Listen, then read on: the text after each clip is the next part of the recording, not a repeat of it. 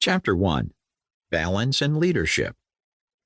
The concept of balance permeates every facet of our lives as leaders and followers. There are trade-offs and consequences that we have to accept and deal with. Following are a few everyday examples of situations where the concept of balance is valuable. Consider the trade-offs and consequences that will result, depending on the decision point you select for each one.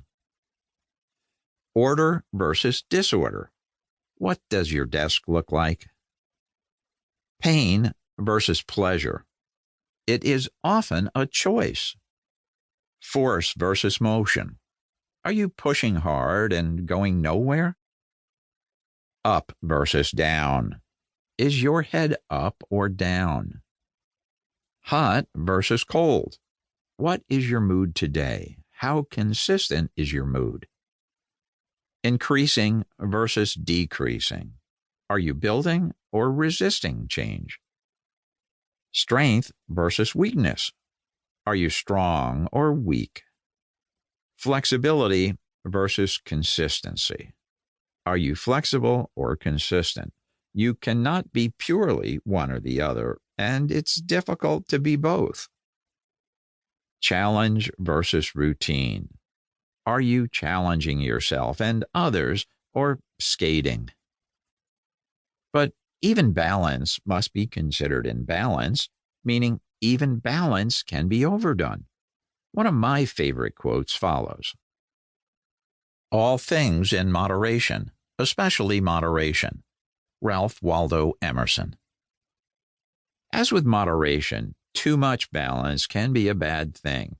We will talk more about this when we discuss the importance of being an authentic leader. We must be who we are, good, bad, and ugly.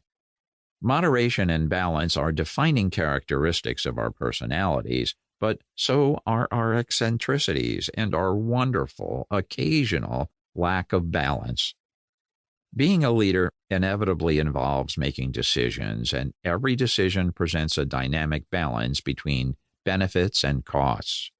For example, communicating in a clear manner is a good goal, but it can be overdone. Too much clarity or transparency in communication can offend or inappropriately divulge sensitive information. The leader must decide whether to err on the side of one benefit or the other, attempting but rarely finding the sweet spot that perfectly balances the benefits and costs inherent in each different situation. There is no free lunch. For every benefit, there is an offsetting cost. What is gained on one side is potentially lost on the other. The balance that you choose defines you as a person and as a leader.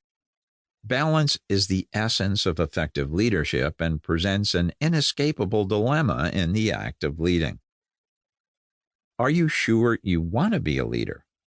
You cannot avoid that decision either. Not leading is a form of leading. If you are in a situation that requires leadership, then you must either lead or fail. Please don't get the idea that the situation is futile. There are good and bad consequences for any action we take, depending on the impact it has on other people. However, the outcome matters greatly, and we should not give up or give in.